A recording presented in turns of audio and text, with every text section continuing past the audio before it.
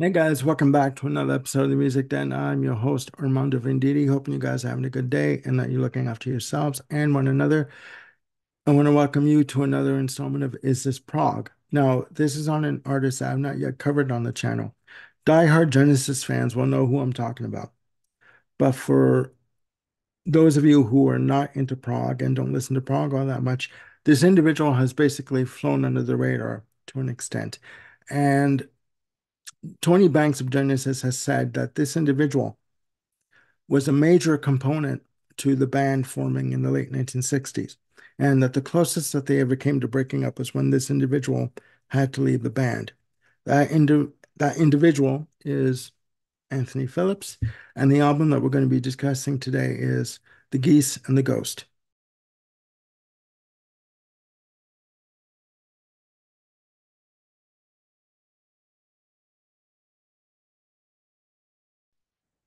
Now, Anthony Phillips, as I just said, one of the four co-founding members of Genesis, along with Mike Rutherford, Tony Banks, and Peter Gabriel. He has appeared on their first two albums, from the Genesis to Revelation, and the more prog-oriented sophomore release, Trespass, in 1970. Now, in July of 1970, due to ongoing health issues and an ever-growing case of stage fright, Anthony Phillips felt it was better for him to leave Genesis at that point because he felt that if he did not, he would go mad, for lack of a better explanation. Those are his words. During his time of convalescence, getting over his health issues, he, along with Mike Rutherford, began writing compositions, the bulk of which would end up on the release of The Geese and the Ghost. Now, I'll just give you a bit of background on The Geese and the Ghost. It was released in March of 1977 through Hit and Run Music in the UK and through Passport Records in the US. Upon release, it reached number 191 in the Billboard 200 charts. This album has come in stages. The initial writing stage for this album started around 1971, 72 with Mike Rutherford and Anthony Phillips.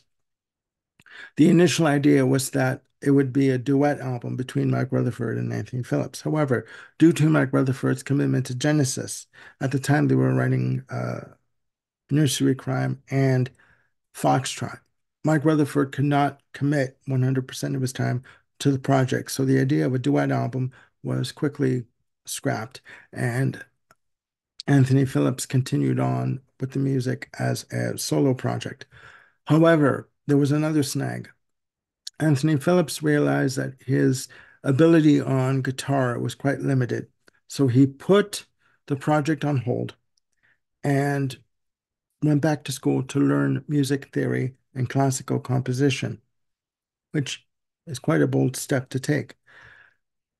He wanted to be able to contribute more in the studio and be more knowledgeable on music theory, which is commendable. There are 8 tracks on this album. The initial, if I didn't say this already, the initial writing process lasted for this album, for the music, 10 days. And given the complexity of the compositions on this album, the fact that all of the compositions were written in 10 days is just astounding. Now, it is basically an acoustic album. 85% of the album, I would say, is instrumental. 15% have the compositions have vocals on them. So I'm going to go through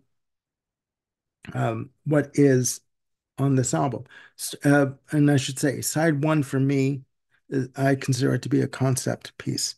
So it starts off with a track called Wind Tales, only a minute and 2 seconds. It basically is swirling backwards mellotron passages. I was going to say passages, which are just beautiful, sweeping mellotron passages on this that are done backwards.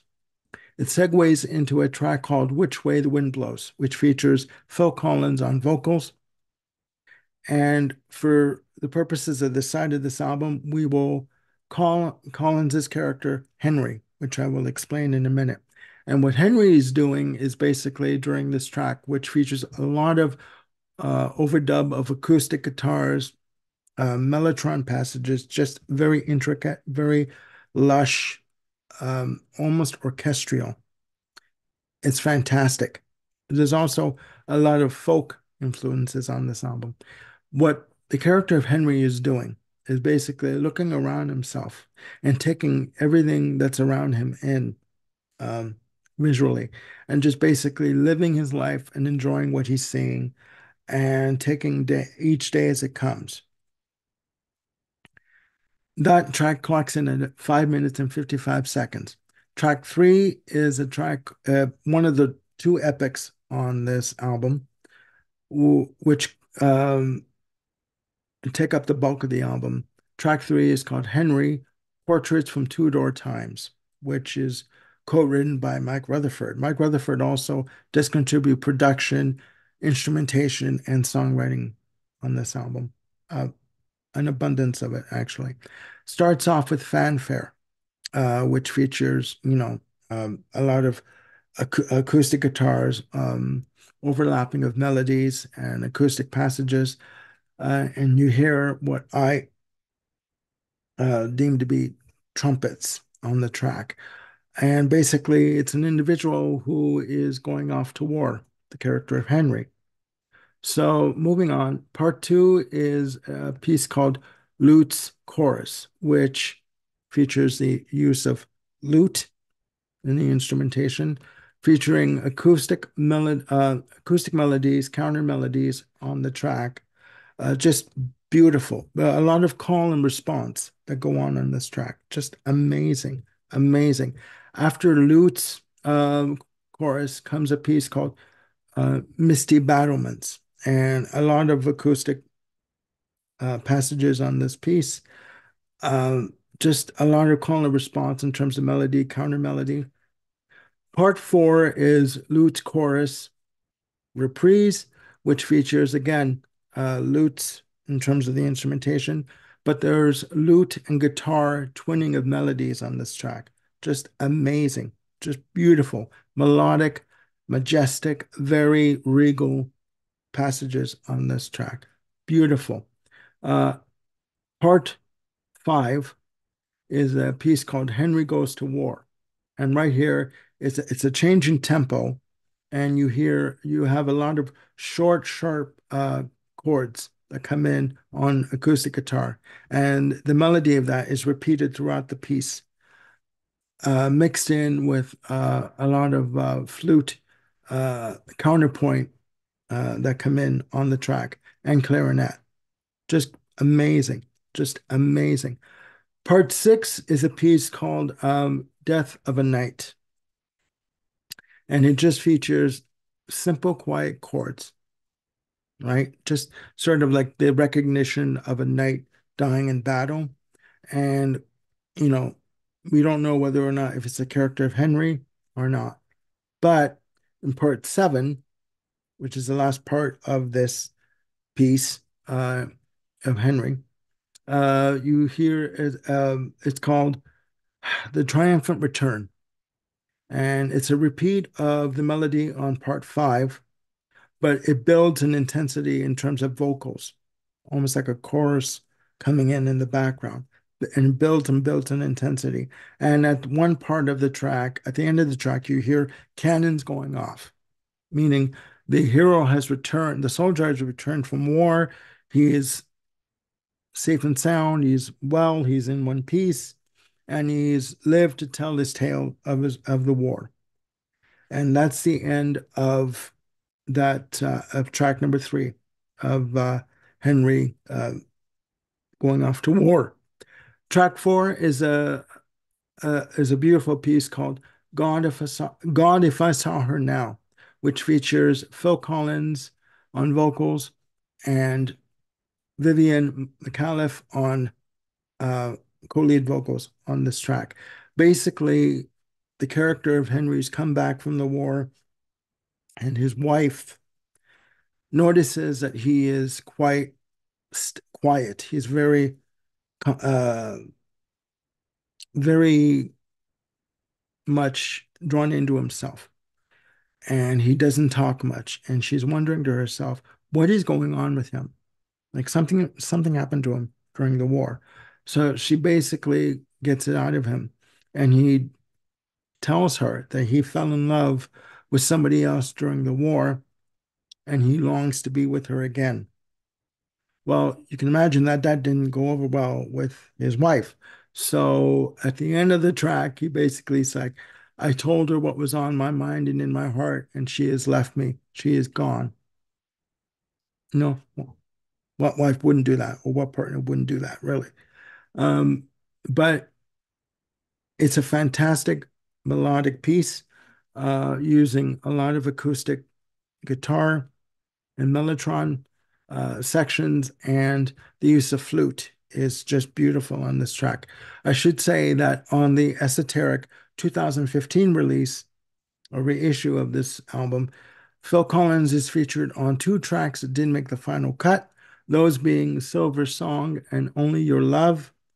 I will be getting my copy of the 2015 Esoteric release in the coming days, and I'm looking forward to that. So that ends off side one. Side two starts off with an acoustic piece called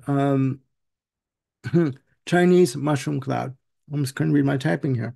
A short track, 46 seconds, beautiful acoustic guitar intro, but also features dramatic chord stabs on the track. Again, another co-written piece with Mike Rutherford. Track two on side two is the title track, The Geese and the Ghost. Another epic piece, clocking in at 15 minutes and 40 seconds.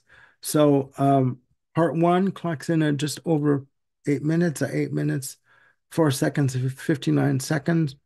And there's a lot of call and response in terms of um, chord progressions on this track with acoustic guitar, electric guitar. There is electric guitar, but not heavily used on this album, I would say. Um, Part two clocks in at 7 minutes, 58 seconds.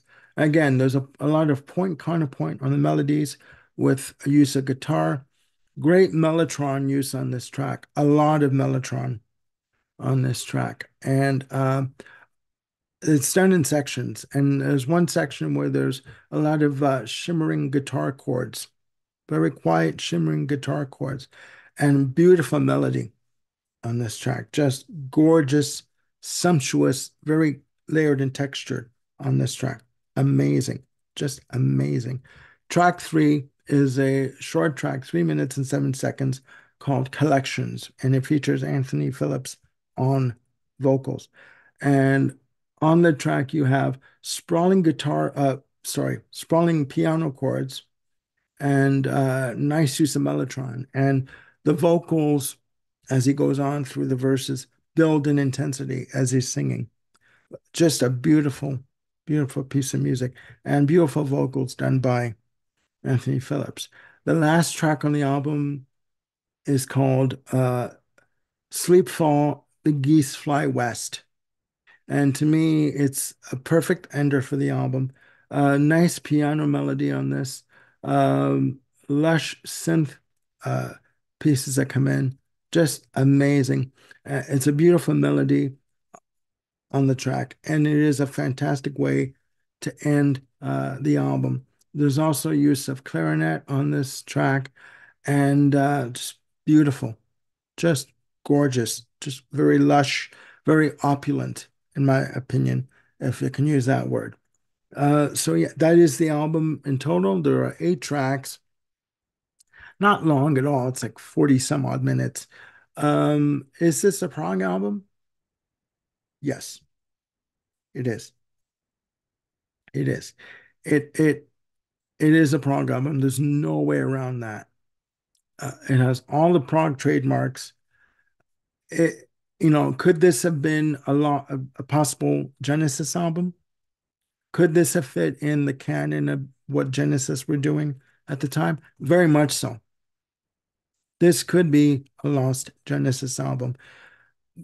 The fact that Mike Rutherford and Phil Collins appear on this album, notwithstanding, the compositions on this album could have fit anywhere with what Genesis were doing from 71 to, say, Wind and Wuthering in 76. A lot of intricate acoustic guitar work, a lot of use of mellotron as a backdrop for the pieces of music. Beautiful, lush, rich arrangements and production on this album. Just amazing. Yes, this could have been looked at as a lost Genesis album. And again, is this prog? Yes, very much so. It is prog. So please check this album out. You can get this album on Amazon.